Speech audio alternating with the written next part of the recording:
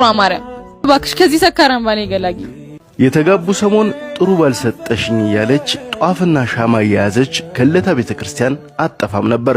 ከሰሞኑ ግን ያ ሁሉ ደስታዋ እንደ ጉንበኖ ፈገግቷ ወደ ቁጣ ተቀይሮ የፈረደባት ጥቁሯ ማርያም ላይ ተጮህባት ይዛለች። ጥቁሯ ማርያም ባክሽ ከዚህ ሰካራም ባኔ ገላጊ ምን ነው ሰካራም ባልስጪኝ ብዬሻለሁ እንደመጣሽብኝ ሰጅልኝ ብላ ቁጣዋ በረድ ሲል ገብታ ቁጭ ትላለች። ይሄኔ ነው እንግዲህ ድንገት ባለቤቷ መጥቶ እኔ ሰካራም አይደለሁም አይዞሽ አትደንግጭ ከባለፈው ጀምሮ ስለት ሰሚዋ ጥቁሯ ማርያም ላይ ስትጮህባት ያያውሽ ነበር። መቼስ ንጹህ ትዳር ስጪኝ ብለሻት በፊቷ ተማምለን መጥፎ ትዳር ውስጥ እንደማትከትሽ ልብሽ ያውቀዋል። እኔም እንደምታስቢው ሰካራም መጥፎ ሰው አይደለሁም። ይህ ሁሉ የሆነው ሚስትነትሽና እምነትሽ ለመፈተን ነው።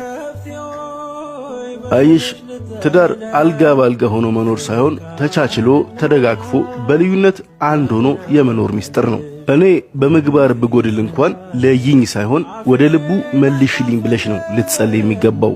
መቼም ቢሆን እግዚአብሔር በእኛ ድክመት አይለካም።